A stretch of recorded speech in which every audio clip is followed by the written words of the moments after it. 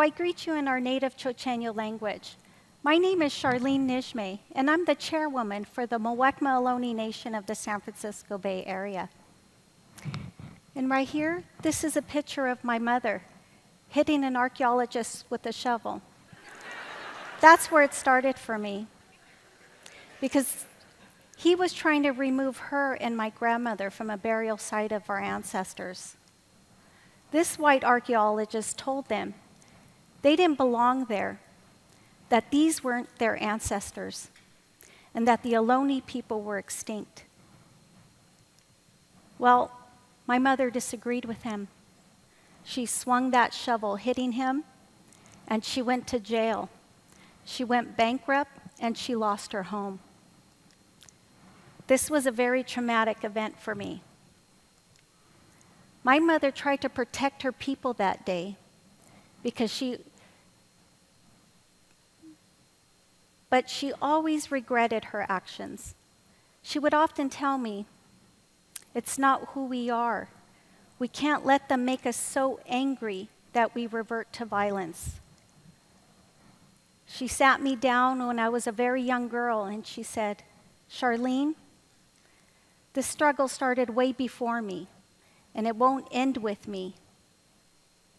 You need to be ready to fight for your people, but please don't make the same mistake that I made. Raise your voice, yes. Make them hear you, yes. But don't ever raise the shovel. Don't become them." We weren't the violent ones. For over a century, it was the colonizers who enslaved us, who raped us and stole our children. It was the colonizers who robbed us of our lands and our possessions. They were the ones that hunted and killed us because we lived on land that was too valuable to leave to the Indians. You know, Chief Red Cloud left us with a powerful saying. He said they made us many promises, but they only kept one. They promised to take our land, and they did. My mother was the chairwoman of the tribe, and she fought for 40 years to be seen, to be heard. "Open your eyes and see us," she would tell them. "We aren't extinct." Although we survived a century of injustice, today we still live with the colonist and racist mindsets that wants to dictate how we live on our lands and what decisions we make for our own people. These colonizers still live among us. Why are the colonizers still here in this day and age, telling us this is their lands and that we have no rights on their lands? Their lands. Really? They forgot whose lands they stole. This will always be the Muwekma Ohlone land.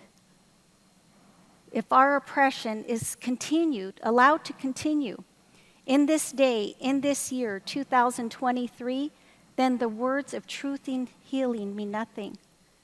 The words of social and racial and historical justices really mean nothing. But let me go back and share a bit of the tribe's history. The Muwekma Ohlone Tribe today is made up of all the known surviving American Indian lineages that are aboriginal to the San Francisco Bay Area. All Muwekma members trace their ethno-historic origins from the indigenous tribes who continuously occupied the San Francisco Bay Area for over 10,000 years. Today, our aboriginal lands are occupied by some of the wealthiest companies in human history. Our homeland is considered the center of the universe when it comes to innovation, technology, and wealth creation. These companies generate immense wealth while occupying stolen, unceded Muwekma Ohlone lands, never asking the question, what happened to the Ohlone people? They don't talk about that because if they did, they would have to justify their role in our political erasure. the gentrification from our 10,000-year-old homeland and our continued colonization.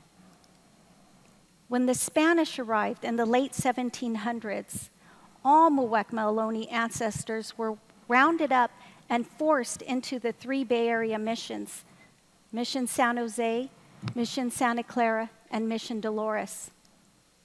Let me just say there was nothing good about this mission system. They destroyed our villages and attempted to kill our culture, our language, and our spirit. But we were resilient, and we survived their attempts at genocide. When Mexico declared its independence from Spain, they secularized the missions in 1834. And most of the mission Indians who were rounded up from outside the Ohlone-speaking territory left the area, returning to their non-Ohlone villages. My people had nothing to go back to. Our villages were destroyed, but we weren't about to leave our homeland. And so we stayed and we settled on other people's ranchos in Pleasanton and Niles and became their workforce, or shall I say their slaves. Again, we found a way to survive by staying together. Then the American period came. The war between Mexico and America ended with the signing of the Treaty of Guadalupe Hidalgo in 1848. And in order to secure legal title to California, the U.S. negotiated 18 treaties with California Indians. 8.5 million acres of land was to go to the Indians. But again, greed reared its ugly head. They discovered gold in California. And so they buried the treaties in secrecy and tried to kill all the Indians instead. The first governor of California put legal bounties on our heads and said a war of extermination will continue to be waged between the races until the Indian race becomes extinct. And again, we survived the attempts to exterminate us by staying together. Are you beginning to see the common theme in our survival? We survived because we stayed together, because we looked after each other. But because of California's genocidal policies, the Muwekma Ohlone people, like most California Indians, were left landless and destitute until reformers pushed Congress to do something about the homeless, starving Indians. Congress was forced to act, especially after the 18 unratified treaties were discovered. And so they passed legislation to buy land for landless tribal bands. The first thing they did was order a census to be taken of tribes in need of land. In 1906, our tribe was identified and included in that census as the Verona Band. Of course, that wasn't our name, and no one called us that. But they didn't care. We were living near a railroad station called Verona, and so they gave us that label, Verona Band. So being identified in 1906 census and being listed in 1914, 1923, and again in 1927 on the list of tribes to receive land by Congress gave the Muwekma Ohlone people federal recognition as an American Indian tribe. Just to be clear, federal recognition doesn't create tribes. It only acknowledges we existed as a tribal community before the United States. Of course, we know we exist, but for some reason, they need to tell us we exist. So back to legislation by Congress. They were supposed to buy us land, but again, greed happened. And after 1927, an Indian agent removed us from that list. So we never received the land that was promised to us. They definitely didn't want to give Indians lands in the San Francisco Bay Area. No matter how long we occupied it, no matter the fact that Congress mandated it, and no matter that they stole all of it in the first place. Nope, no land for us. I guess Chief Red Cloud was right. They promised to take our land, and they did. So the Indian Agency started to mostly ignore us, hoping we would either assimilate or die. Even though our tribal members were registering with the department, and we were being approved by them as being under their jurisdiction, they still neglected to put us on the official list of recognized tribes in 1978. You see, before 1978, there was no official list of tribes. And so now we circle back to the shovel. When they told my mother she wasn't a recognized tribe, and our tribe wasn't on their official list, that's where our journey started. We now had to prove who we were to the very same people that tried so hard to exterminate us. And to be crystal clear, our efforts to restore our status was always about repatriation and protecting our ancestors. In the 1960s, we fought to save our Ohlone cemetery, and we were successful. And in the 80s, we started demanding our ancestors be respected and returned to the ground. Right now, today, UC Berkeley is holding thousands of our ancestors and tens of thousands of burial objects that are 100% connected to the Muwekma Ohlone Tribe. But because we aren't federally recognized, we can't repatriate our ancestors back to the ground and give them peace. Our motivation has always been simple and clear. And all these facts are not in dispute. Muwekma was recognized. Our status was never terminated. And we are the same people. So how, in the name of justice, can they still refuse to restore our status? The Bureau of Indian Affairs restored 3 other California tribes in the same situation as the Muwekma Ohlone. That's right, the department simply corrected their mistake and with a simple letter put them on an official list. But those 3 tribes, those 3 California tribes, were not urban tribes like Muwekma. Their territory wasn't the San Francisco Bay Area, where the colonizers still live today and still work to keep the Indians out. Even the first Native American Secretary of the Interior hasn't acted to correct the mistake of her department. Instead, they push us to Congress. Congress can fix this, they tell us. They can pass legislation to restore your status. Since the 1970s, Congress has federally recognized or reaffirmed 26 tribes. This includes tribes that were terminated and denied recognition in their acknowledgement process. So why not give Muwekma justice? All we are asking for is to have our existence acknowledged, that we are still here. We don't need federal recognition. They already admitted we were recognized, and our status never terminated. The government simply needs to correct their mistake.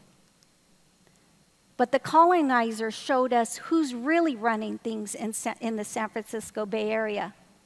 We've been told if we wanted to have our status restored, we would need to give up some of our sovereign rights. If we wanted to stay on our land, we would have to agree to become second-class citizens in Indian country. We wouldn't be equal to the other 101 California tribes who have full sovereignty and the rights to build their economies if they choose so. Being equal is fundamental to our values. No one tribe should be picked out, isolated, denied their full rights and freedoms simply because of where their ancestors chose to settle so long ago. Urban tribes, they don't want urban tribes. they still behave like San Francisco is their land, and that they are the ones who get to decide if we exist or not. I tell myself, they aren't bad people.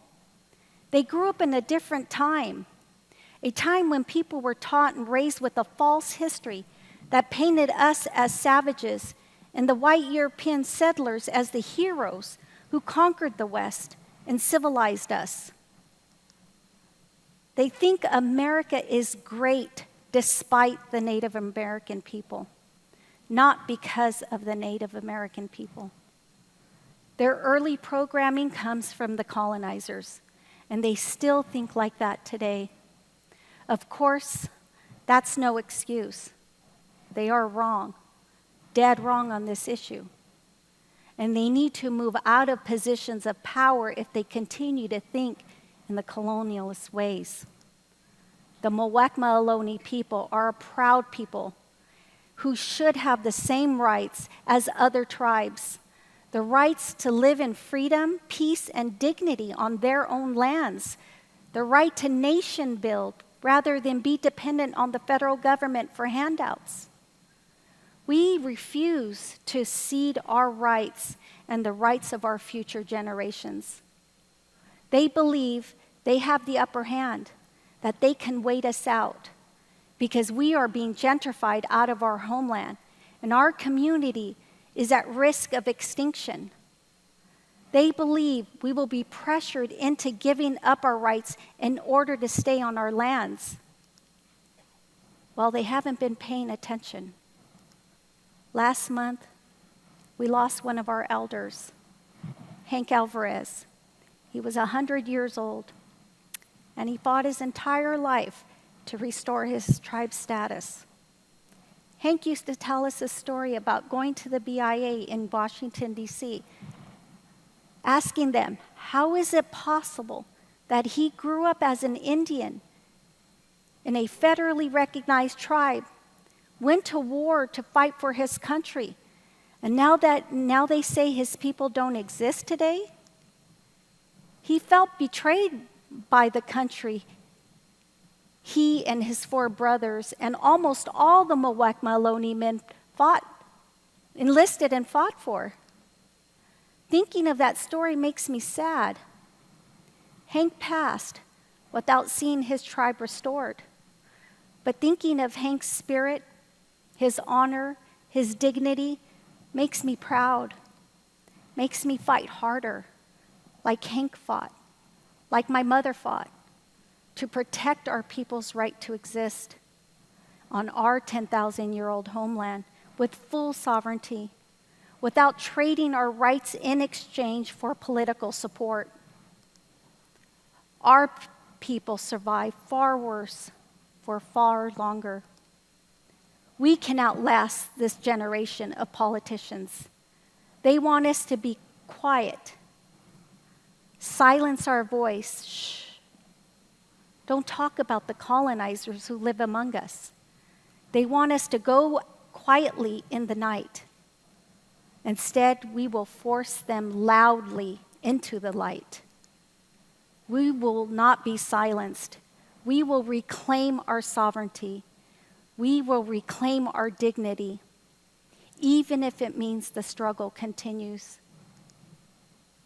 We march forward together, always together, surviving together. That's what it means to be a community. Maki mak Muwekma. We are Muwekma, and we are here to stay.